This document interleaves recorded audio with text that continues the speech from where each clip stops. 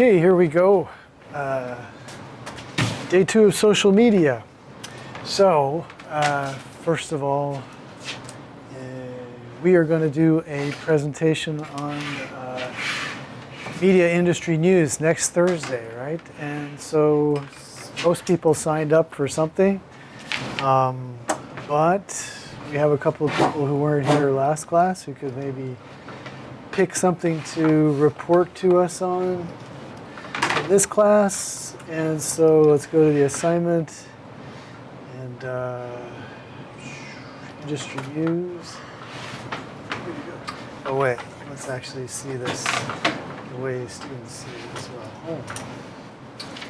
Right, to make this more fun and motivating, I asked that you present as though you were on the news itself, like an evening news program or something, and you've got a 60-second news report to do, which means you stand and deliver the news, right? I'm asking you to report on the activities of a media company.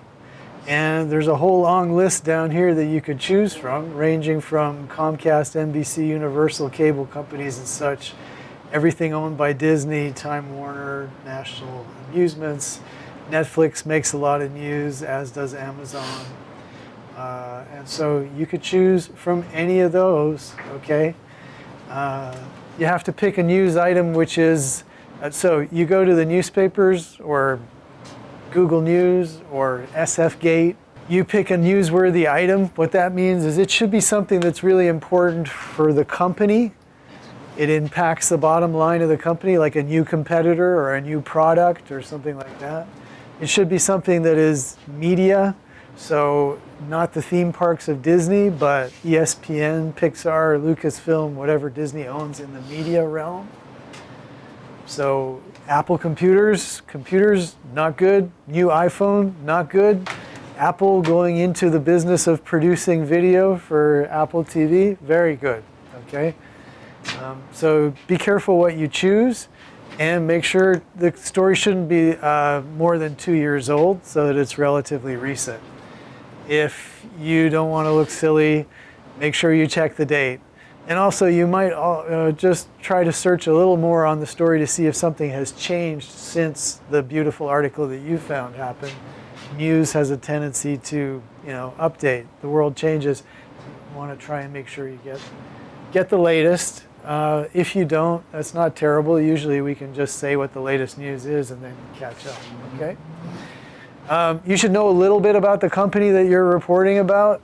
Just like, who's the CEO, how long has it been in business, what type of business does it do? That would be good. So you should write this out. Don't just read it from the news article that you found. So make it conversational, simplify it, try to make it come in at a minute or so.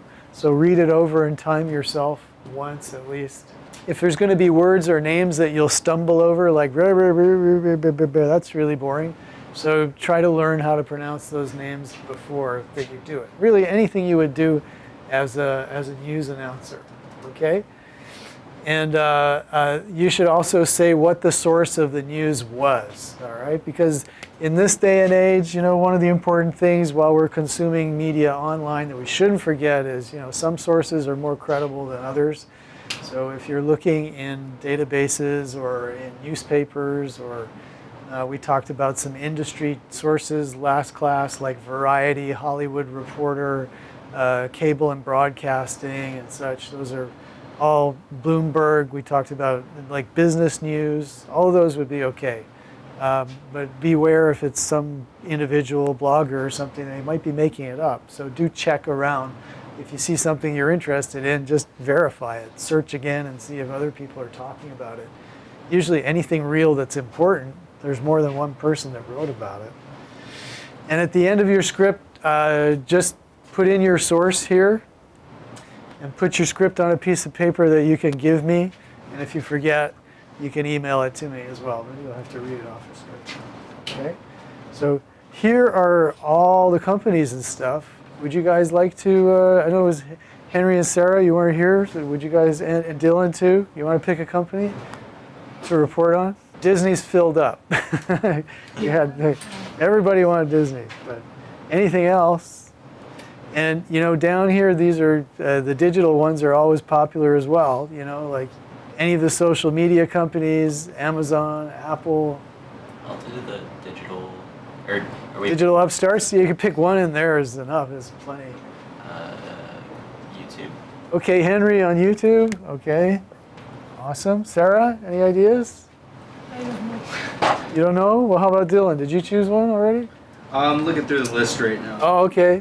So it's one news, recent news One recent news item, yeah, of one of these companies. of one of these companies. Whatever.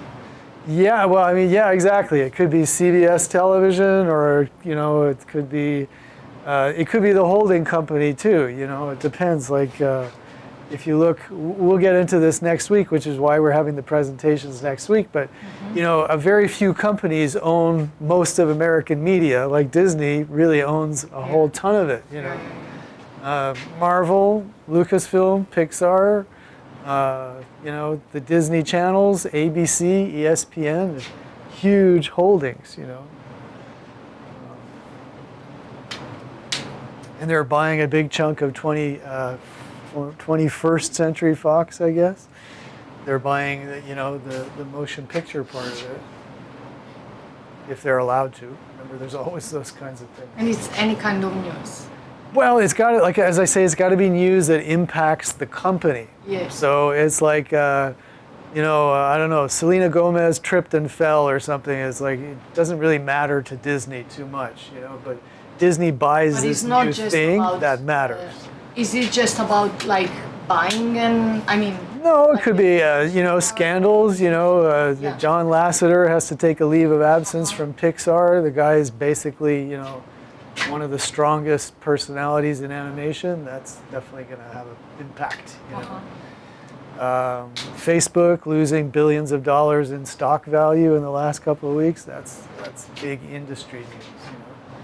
And if you can always say something now and then check it out later, but if you do look in these industry type magazines or stuff, here's a good one. So if you just want to see news in TV, some of it's flakier than others, but hugely successful reboot of Roseanne, so that would be potentially interesting. I saw the CW announcing that they're going to start doing some, they're adding a 6th night of primetime programming, so they didn't used to do weekend programming. They're going to add more, which means they're confident enough with their success to start that out. So these are the types of things. Programming changes, business decisions, stuff affecting, the bottom line of the business. We've already got 4 people in the Disney world, though. so they all. Yeah. Okay. Disney. I'll go So in even- a time where I was looking at like HBO and stuff like that. Okay. So, and, there's that merger thing going on too. Yeah. W and maybe HBO, but you can pick amongst the different options there. Yeah. We'll look around. I'll make a list up of who's doing what. So we're going to do all of this next Thursday. So we'll just have a microphone. You just come up and do your news thing, and then we applaud and learn stuff. And we get a chance to kind of compare it to things we'd be talking about. Any ideas, Sarah? You want to think about it still? Yeah, maybe. Maybe think about it. Lucasfilm, it doesn't. Pardon me? Lucasfilm. Again, it's in It's like all that. Disney owns everything, Yeah. right? What else can we look at? Well, there's a big thing going on with CBS and Viacom. I don't know if let me volunteer you for that, and then later you can change your mind if you want. I don't know anything about all this. I never watch TV. Yeah. Well, you don't have to watch TV. You have to go to the internet and look at CBS, Viacom, and let's say Les Moonves, or merger is what came up, right? So, and then so this was from a day ago. So this probably would explain all of it. First hit, first search. So what's happening here is this gigantic company. There it is. This gigantic company, National Amusements, is run by this 90-plus-year-old guy named Sumner Redstone, who's like a real dinosaur, basically. And no one's really sure if he's even, like there's a question as to whether he can manage any of his affairs or anything. So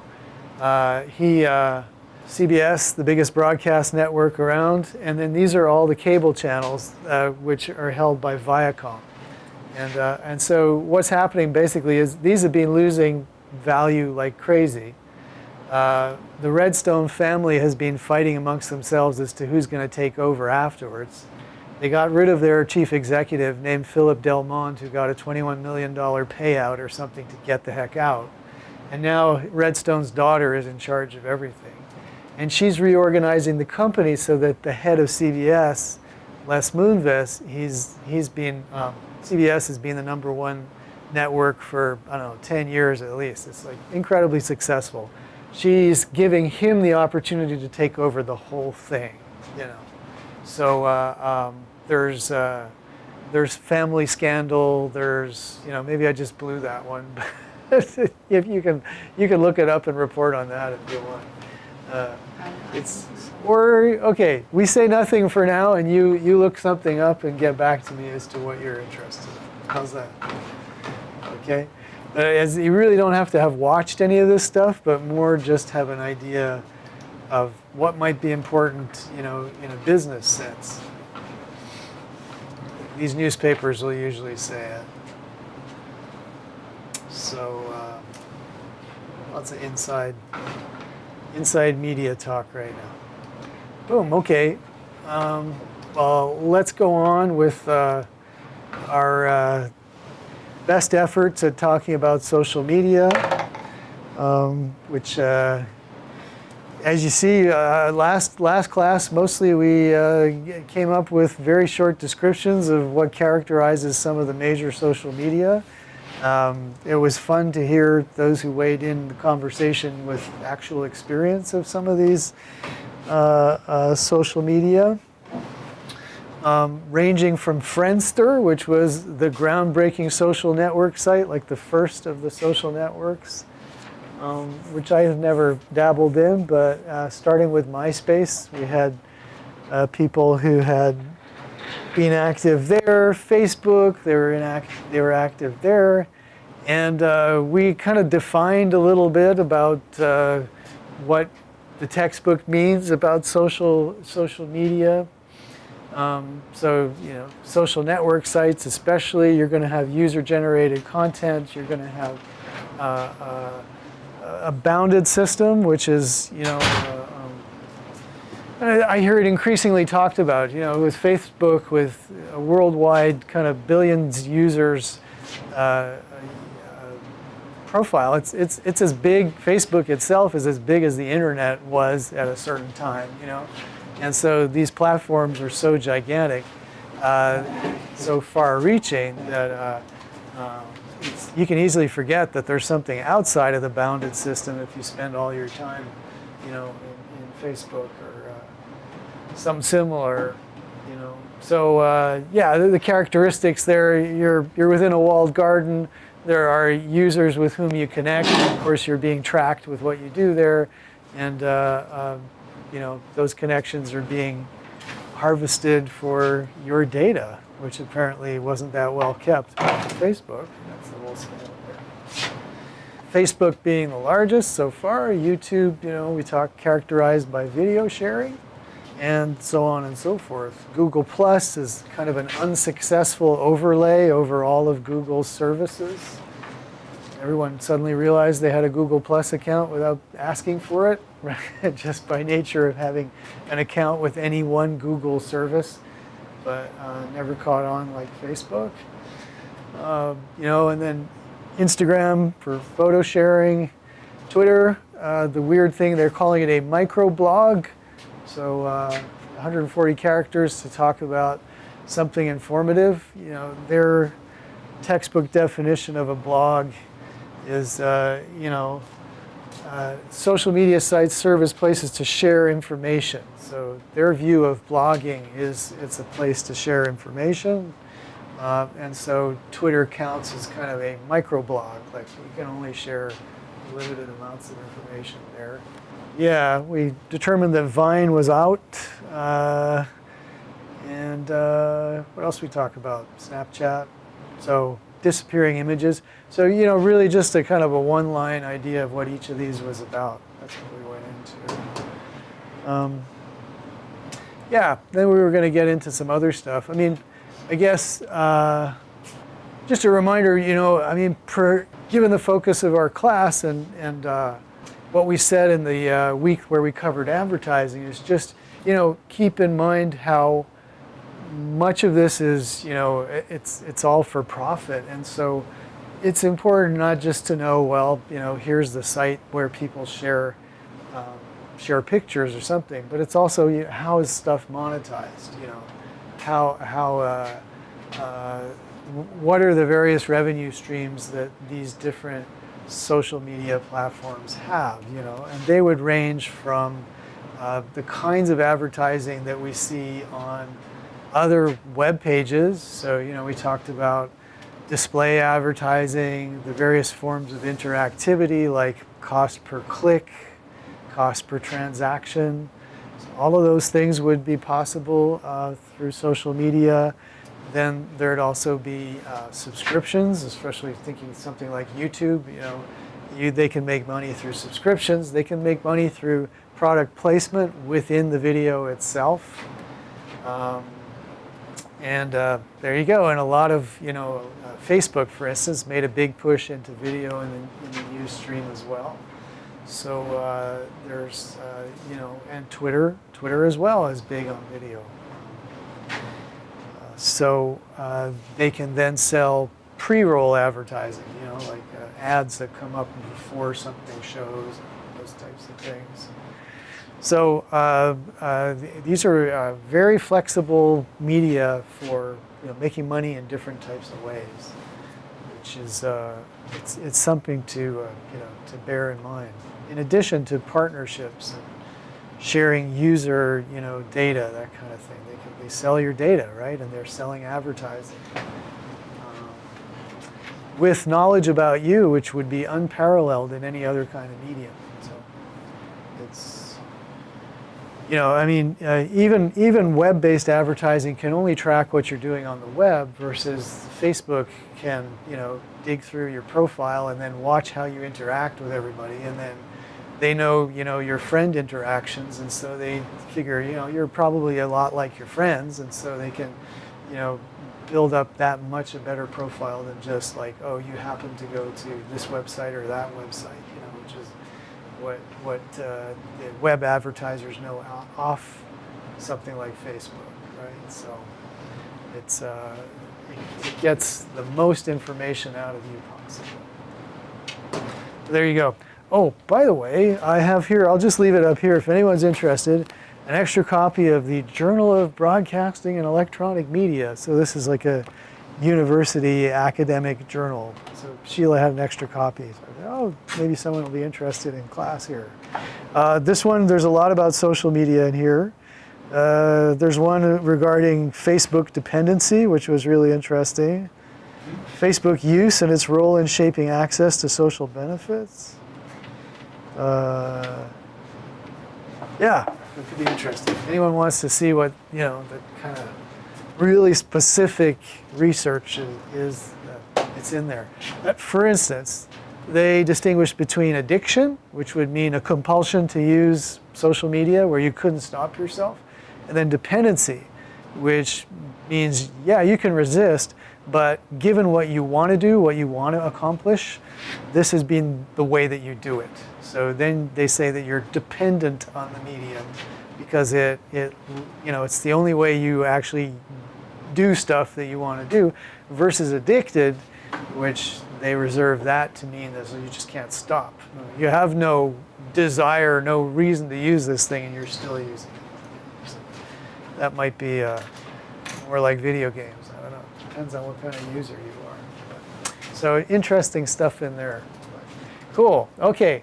So this part of the textbook is dealing with some of the consequences of social media.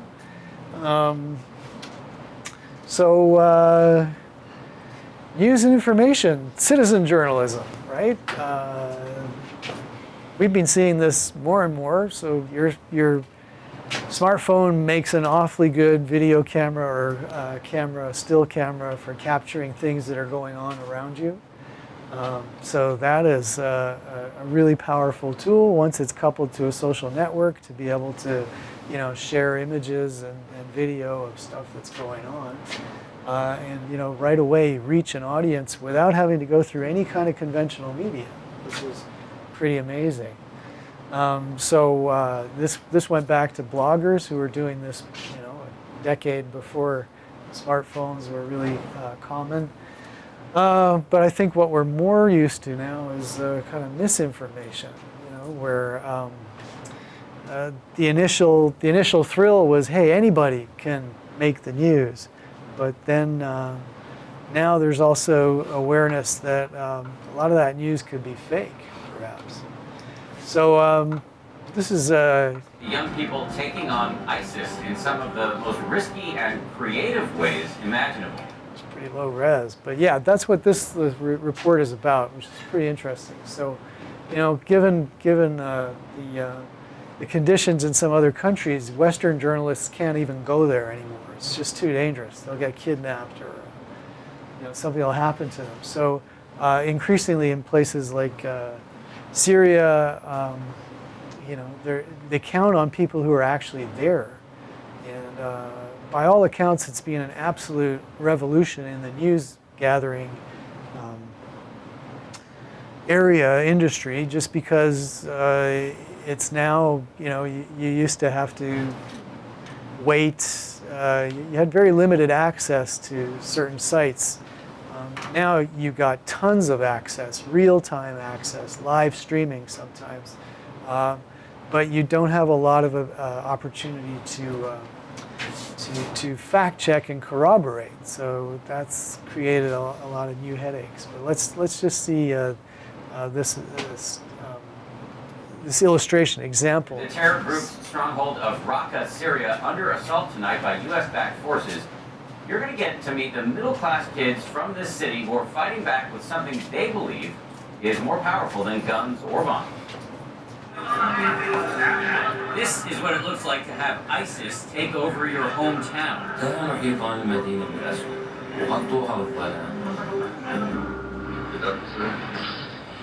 And this is what it looks like to resist.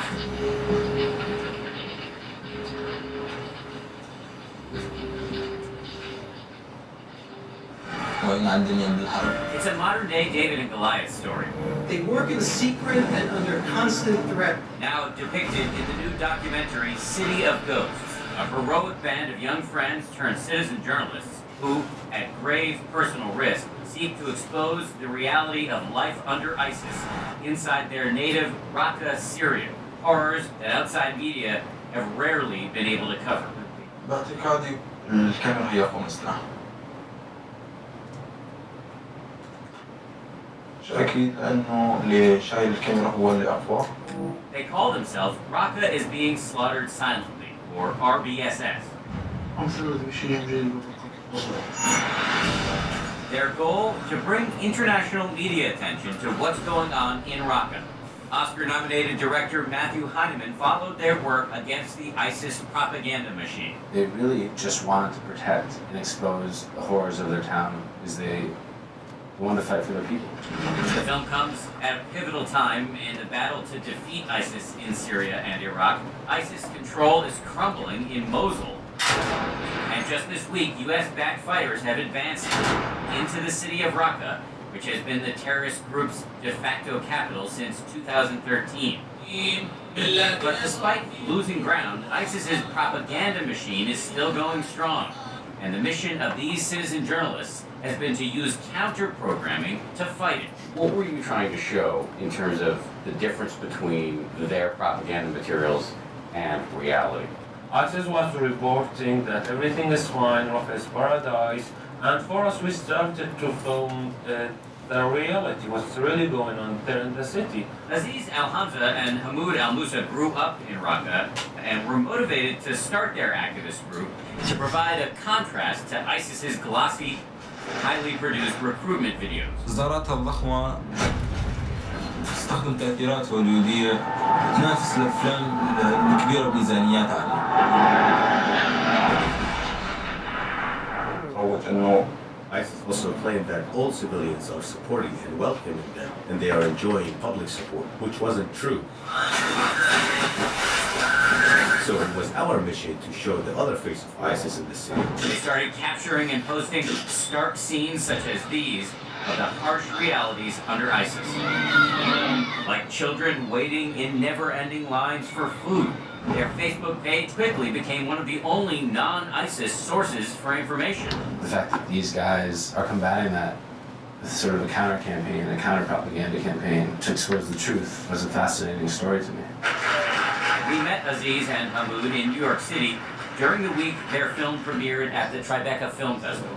Our main goal is to reach out as much as we can from the audience of people around the world to tell them about what's going on in our city. They both told me they never expected to become activists.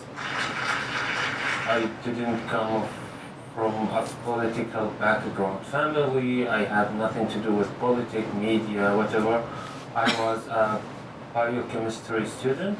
But now they are considered enemies of ISIS. في تهديد حاليا ضدي موجود على وسائل التواصل الاجتماعي على قناة تابعة لداعش بس دائما احنا نقول بالرقاوي نموت يموت. Threats to their lives became so intense that Aziz, Hamoud, and many of the others were forced to flee Syria, but they figured out a way to continue their work from the outside. حاليا احنا عبارة عن فريقين. الفريق الأساسي هو الفريق الأول الموجود بالمدينة. الفريق الموجود بالمدينة هم حاليا 17 شخص.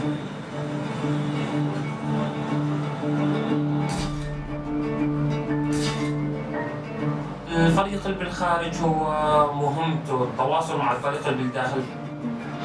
شو اللي يطلع الباب بالموتور يجيب السيارات لابسة حجاب خميل. احنا فريقنا اللي بالخارج يتلقى هاي المعلومات.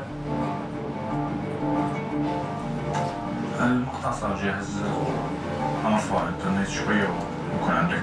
How much danger are these 17 reporters in, and how much time do you spend worrying about their well-being? If anyone will notice that they're doing something wrong, taking photos or collecting news, they will be executed. But when you believe in something, you will not care about what will happen. Either we will win or they will kill all of us. They've suffered immensely for what they've done. You know, they've lost colleagues, they've lost family members. You know, still being threatened by ISIS. Hamoud, in particular, has paid a heavy price. أنا والد الملك حمود محمد الموسى. There's an incredibly moving and horrifying scene in the film where you're watching the video that ISIS made where they murder your father.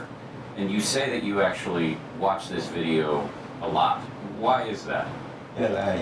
Every time I feel tired or that I should stop my work and stay away from the uprising and the media because of everything I have lost, I watch the video and watch the look in my father's eyes.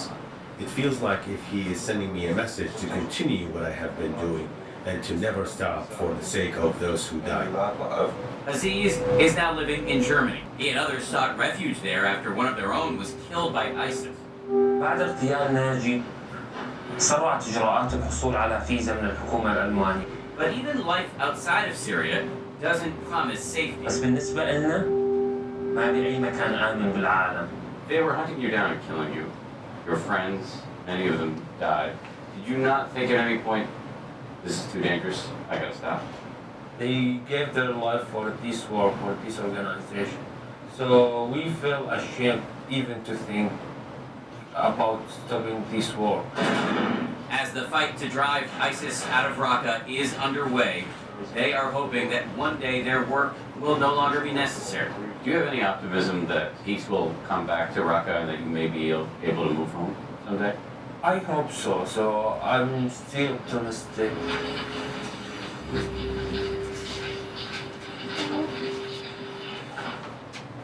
And the documentary City of Ghosts opens from Amazon Studios and IFC Films in New York City on Friday and then nationwide over the next several weeks. Boom. So what did you think of that?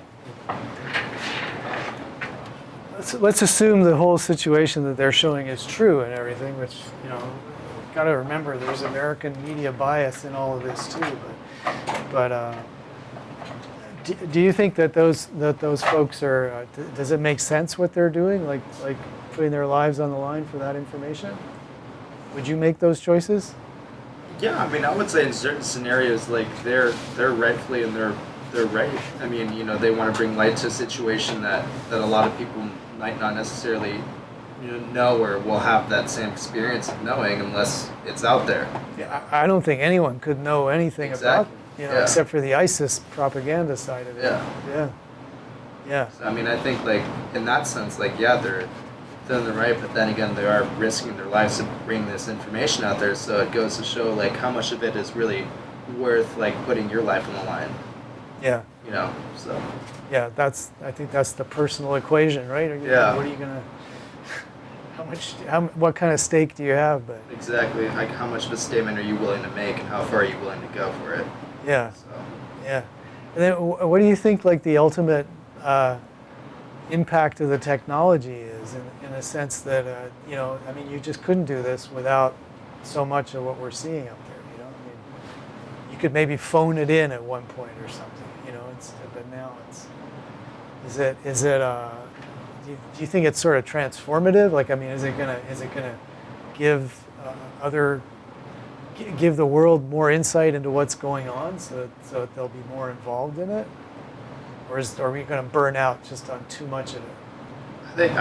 I think it can go definitely like both ways. You know, like some people might think like, yeah, we can feed off this information to learn more, and some people are just like, we've heard so much of this, like at a certain point, it's like what is true, what is you know, embellished, you know, all this kind of thing. So it's just based on like what I guess personally you want to like believe in a sense, you know.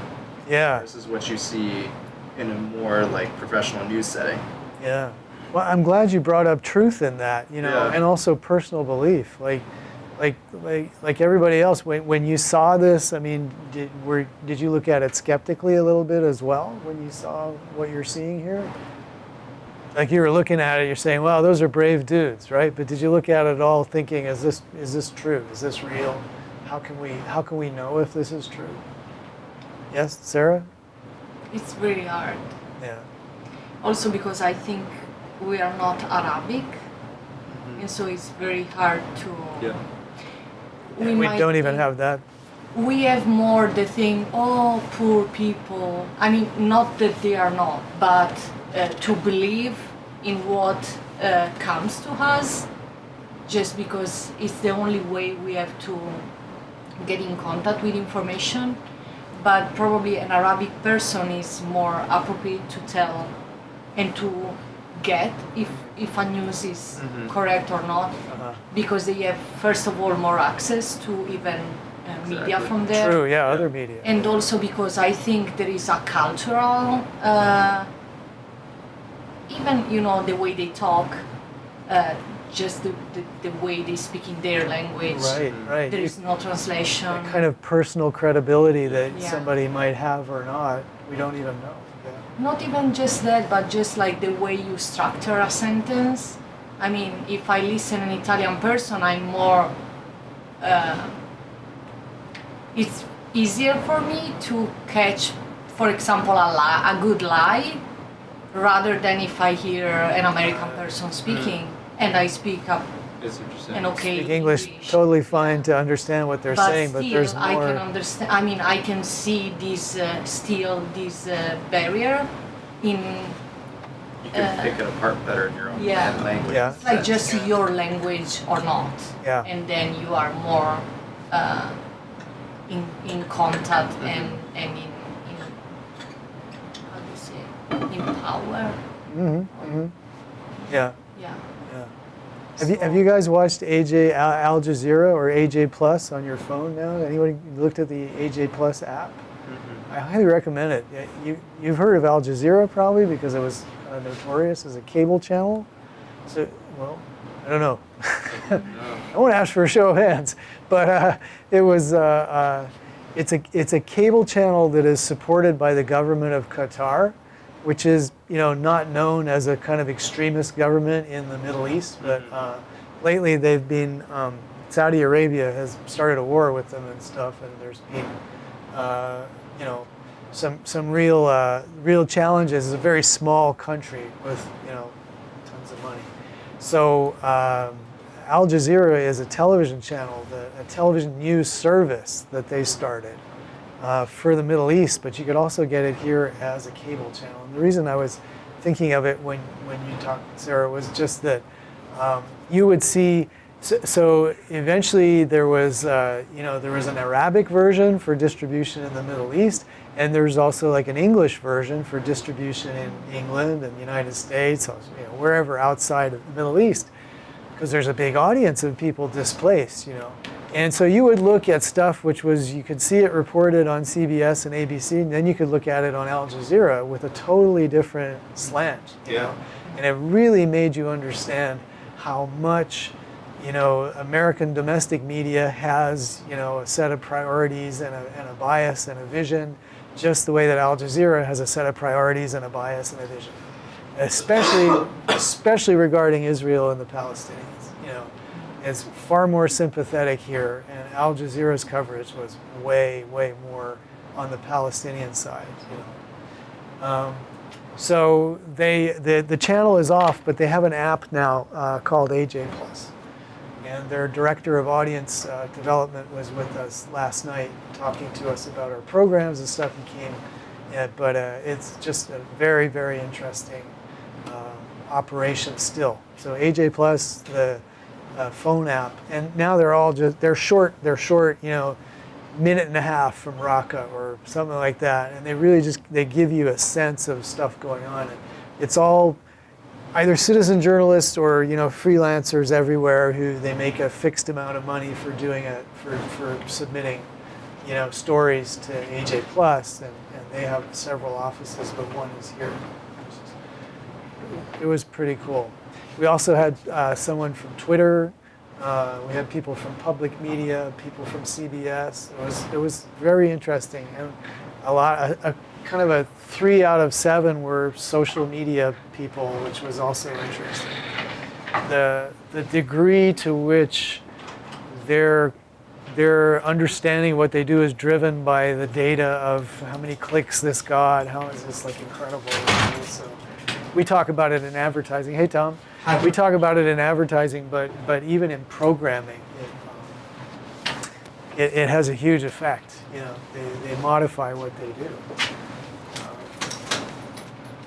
do. So more on this idea that social media is potentially transformative and stuff. I usually wouldn't turn over a huge chunk of class time to somebody, but Clay Shirky is somebody who I studied when I was in graduate school and stuff, and he's a really interesting and kind of accessible scholar of media, and this is worth watching, I think, in depth. So let's take a look. Sit back, some TV, a TED Talk.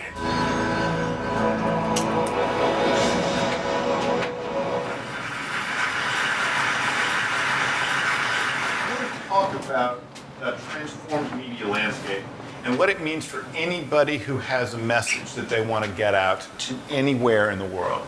And I want to illustrate that by telling a couple of stories about that transformation. I'll start here.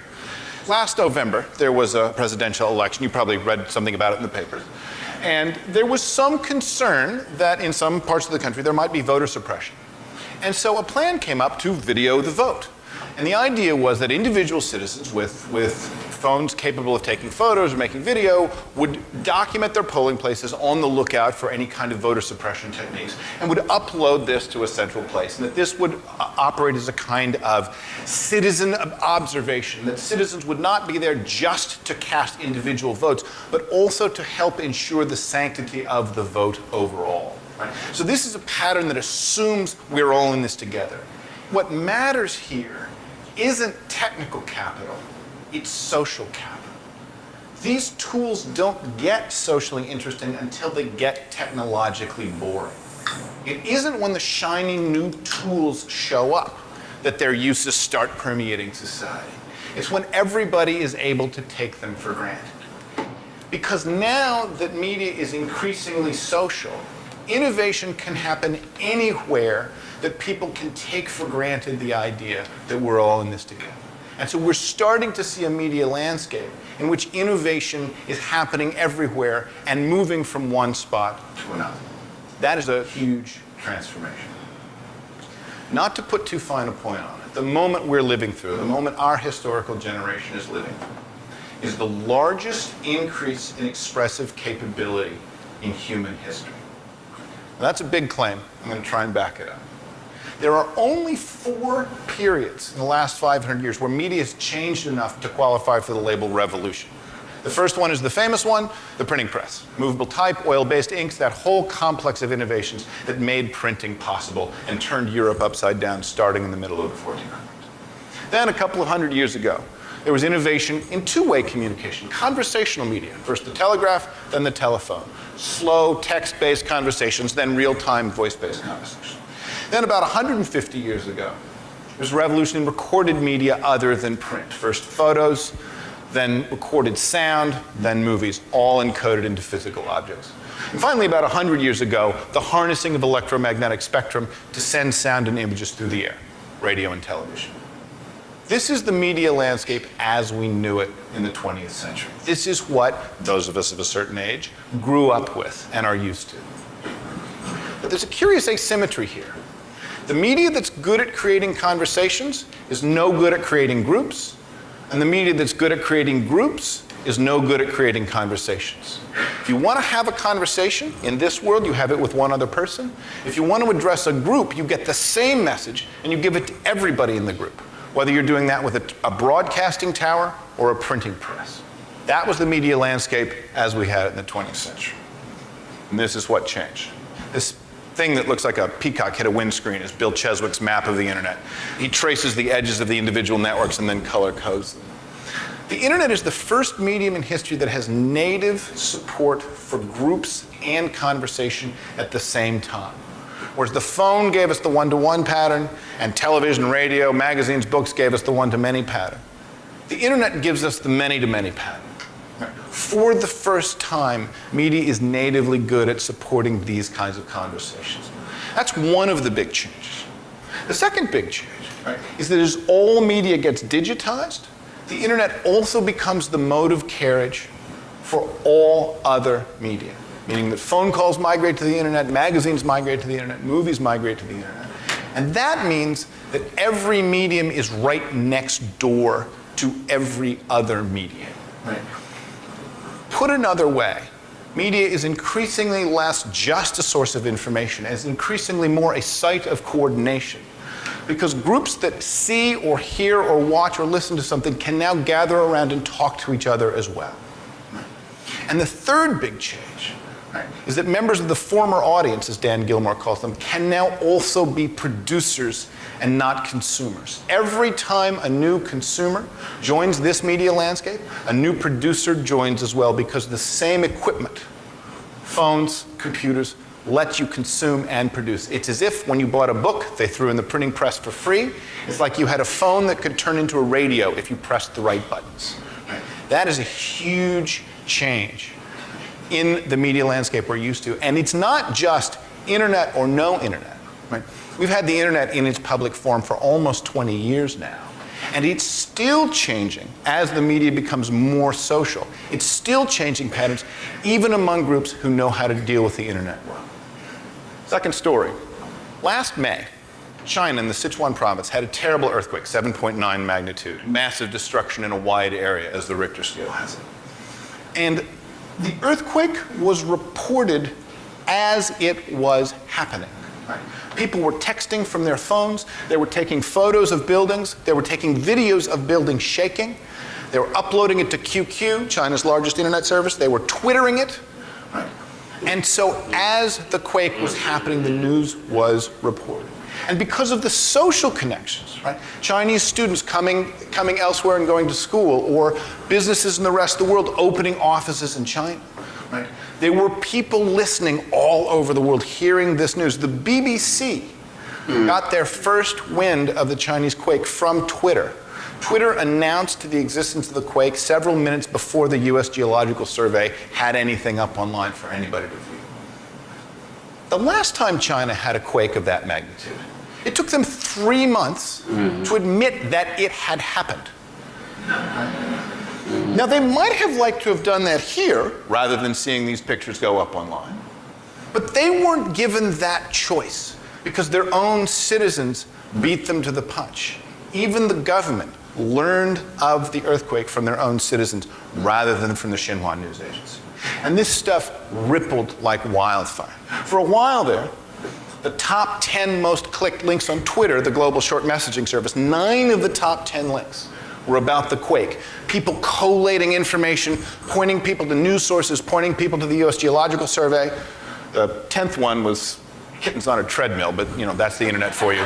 But 9 of the 10 in those first hours, and within half a day, donation sites were up and donations were pouring in from all around the world. This was an incredible, coordinated global response. And the Chinese, then in one of their periods of media openness, decided that they were going to let it go, that they were going to let this citizen reporting flower. And then this happened.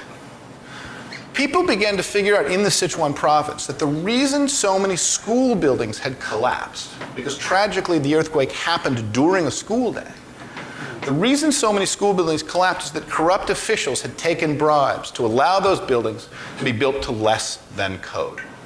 And so the citizen journalists started reporting that as well. And there was an incredible picture, you may have seen it on the front page of the New York Times, a local official literally prostrating himself in the street in front of these protesters in order to get them to go away. Essentially to say, we will do anything to placate you, just please stop protesting in public. Yeah. But these are people who have been radicalized because thanks to the one-child policy, they have lost everyone in their next generation. Someone who's seen the death of a single child, right, now has nothing to lose. And so the protests kept going, and finally, the Chinese cracked down. That was enough of citizen media. And so they began to arrest the protesters, they began to shut down the media that the protests were happening. China is probably the most successful manager of internet censorship in the world, using something that's widely described as the Great Firewall of China. And the Great Firewall of China is a set of observation points that assume that media is produced by professionals. It mostly comes in from the outside world. Right? It comes in relatively sparse chunks, and it comes in relatively slowly. And because of those 4 characteristics, they are able to filter it as it comes into the country. But like the Maginot Line, the Great Firewall of China was facing in the wrong direction for this challenge. Because not one of those 4 things was true in this environment. Right? The media was produced locally, it was produced by amateurs, it was produced quickly, and it was produced at such an incredible abundance that there was no way to filter it as it appeared. And so now, the Chinese government, who for a dozen years has quite successfully filtered the web, is now in the position of having to decide whether to allow or shut down entire services. Right? Because the transformation to amateur media is so enormous that they can't deal with it any other way. And in fact, that is happening this week. On the 20th anniversary of Tiananmen, they just 2 days ago announced that they were simply shutting down access to Twitter because there was no way to filter it other than that. They had to turn the spigot entirely off. Now, these changes don't just affect people who want to censor messages. They also affect people who want to send messages. Right? Because this is really a transformation in the ecosystem as a whole, not just a particular strategy. The classic media problem from the 20th century is how does an organization have a message that they want to get out to a group of people distributed at the edges of the network? And here's the 20th century answer. Bundle up the message. Send the same message to everybody. National message, targeted individuals, relatively sparse number of producers, very expensive to do, so there's not a lot of competition. This is how you reach people. Right? All of that is over. We are increasingly in a landscape where media is global, social, ubiquitous, and cheap. Right? Now, most organizations that are trying to send messages to the outside world, to the distributed collection of the audience, are now used to this change. The audience can talk back. And that's a little freaky, but you can get used to it after a while as people are doing it. But that's not the really crazy change that we're living in the middle of. The really crazy change is here. It's the fact that they're no longer disconnected from each other. The fact that former consumers are now producers. The fact that the audience can talk directly to one another. Because there's a lot more amateurs than professionals. And because the size of the network, the complexity of the network, is actually the square of the number of participants. Meaning that the network, when it grows large, grows very, very large. As recently as last decade, most of the media that was available for public consumption was produced by professionals. Those days are over, never to return. It is the green lines now that are the source of the freak. Which brings me to my last story. We saw some of the most imaginative use of social media during the Obama campaign. And I don't mean most imaginative use in politics, I mean most imaginative use ever. And one of the things Obama did, the Obama campaign did, was they famously put up mybarackobama.com, mybo.com. And millions of citizens rushed in to participate and to try and figure out how to help. Right? And incredible conversations sprung up there. Right? And then, this time last year, Obama announced that he was going to change his vote on FISA, the Foreign Intelligence Surveillance Act. By the summer, in the middle of the general campaign, he said, I've thought about the issue more, I've changed my mind, I'm going to vote for this bill. And many of his own supporters on his own site went very publicly berserk. It was Senator Obama when they created it, they changed the name later. Please get FISA right. Within days of this group being created, it was the fastest growing group on mybo.com. Within weeks of its being created, it was the largest group. And Obama had to issue a press release. He had to issue a reply. And he said essentially, I've considered the issue. I understand where you're coming from. But having considered it all, I'm still going to vote the way I'm going to vote. But I wanted to reach out to you and say, I understand that you disagree with me, and I'm going to take my lumps on this one. This didn't please anybody, but then a funny thing happened in the conversation. People in that group realized that Obama had never shut them down. Nobody in the Obama campaign had ever tried to hide the group or make it harder to join, to deny its existence, to delete it, to take it off the site. They had understood that their role with mybo.com was to convene their supporters, but not to control their supporters. And that is the kind of discipline that it takes to make really mature use of this media. The media landscape that we knew, as familiar as it was, as easy conceptually as it was to deal with the idea that professionals broadcast messages to amateurs, right, is increasingly slipping away. In a world where media is global, social, ubiquitous, and cheap, in a world of media where the former audience are now increasingly full participants, in that world, media is less and less often about crafting a single message to be consumed by individuals. It is more and more often a way of creating an environment for convening and supporting groups. And the choice we face, I mean anybody who has a message they want to have heard anywhere in the world, isn't whether that's the media environment we want to operate in. That's the media environment we've got. The question we all face now is, how can we make best use of this medium, even though it means changing the way we've always done it? Thank you very much.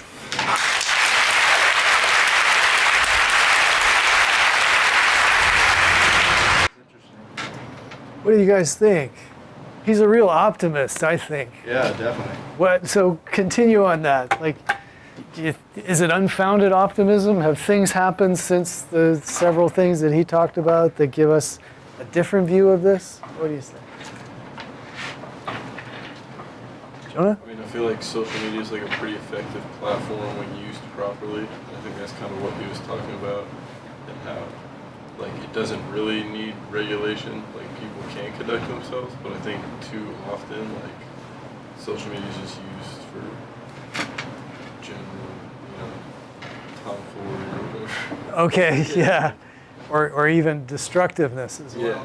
Yeah. And it's like so it's kind of like, I don't know, I feel like one day social media could be like doing great and like have all this like great impact, but then like on the flip side there's like a lot of negativity and like bad, like people just have like, can do whatever they want on the internet with like seemingly no consequence, or I guess no consequence. Yeah, so like the same way that you can, bring together a group of people to, solve a problem or support people who are struggling, the alt-right and the Charlottesville gang can get together and, hey, we're going to have a big rally in a couple of weeks, let's do it.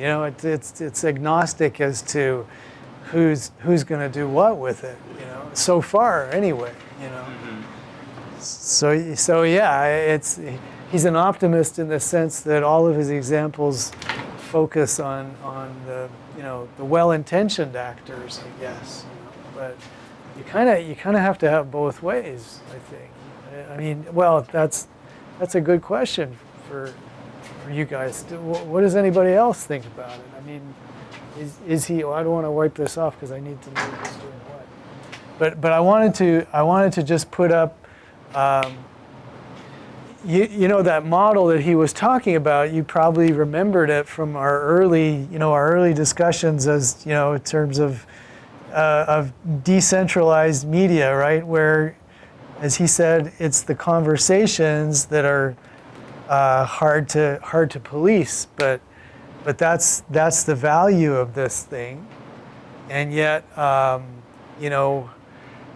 we see that when it's left wide open, it can be put to, all kinds of uses. Some that we'd see as good, and some that we wouldn't see as good. So then I guess the question becomes, how do you take the goodness out of that interconnection and mitigate the bad outcomes? I think maybe that's where the highest profile thing right now is like Facebook, right? Trying to come up with some more effective way of suppressing fake news and the difficulties of that, and then also there's just the way that the various tactics that are used by bad actors to get in and disrupt. It's like I don't know, you got a chat group focusing on racism or something like that, and all of a sudden, you get flooded with people who's like, you snowflakes, all this bullshit. And then the whole thing is useless, and then they've got to go and reorganize somewhere else. And then boom, the disruption again on both sides, there's plenty of left-wing kind of online hoodlums too, so an interesting problem that these that they're all grappling with now. Let's face it. I mean, I was reading an interesting thing yesterday after following the YouTube shooting. Right? You heard that went on, and it seems from the media that I'm reading that the shooter was enraged because her YouTube accounts had been demonetized. This is what she was so angry at YouTube about, because she was like a hardcore vegan. She had like a number of sort of different ideologies, and YouTube has been trying to, please their advertisers by making sure that your ads are not going to show up against some kind of crazy, channel or something. And so they took all her money away because they were hoping she'd go away. She came back with a gun, So I'm not, again, that's a big narrative, but. It's kind of a transformation of the wide open platform where anybody can do anything, and Facebook and YouTube just say, well, we're just the platform, we're not responsible for the content, but the advertisers are kind of making them responsible now. Congress will make Facebook more responsible for actually the content, so now you're going to see like ripples back. Jonah, you wanted to say something? Seriously? Okay. All right. Yeah, Ron. You mean especially now with this whole thing with Trump and Facebook? What's the thing with Trump and Facebook now? It's something about like I forgot what it was, like something about people's profiles being catered to Trump or something like that during this presidential election. Oh, you're talking about the Cambridge Analytica? Okay, that's what you're talking about. Okay, yeah. Yes. I mean, that's been a second scandal that Facebook has had to face. Yeah, because they gave away millions of users' profile information. That's right. Yeah. And the only way it links up to Trump is that his campaign used the services of that company, but it could have been anybody using the services of that company. It was like basically what they had to offer was super detailed marketing information. You know, for political reasons, it would be okay. What are these people likely to vote? You know, but and that came from the Facebook profiles.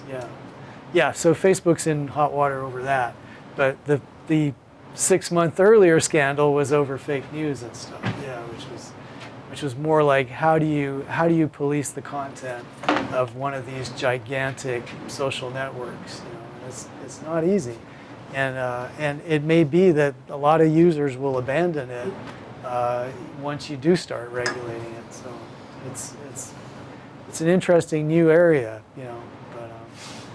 Yeah, we had a Facebook invite. We had a marketing specialist from Facebook was going to come to our meeting last night, and she said, "Sorry, there's too much work right now. It's because of you know all the troubles that they've had in the last week or so."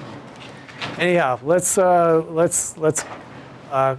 it a day for today, and we'll try to clear things up. And so next Thursday turns out to be our mandatory day, and so far, Sarah, just let me know what you're interested in. And anyone who's streaming, just send me an email or something letting me know what you're going to talk about next Thursday, okay? And otherwise, topic of next week is going to be business, basically, so it fits with our focus. All right, thanks, folks. We'll see you next week.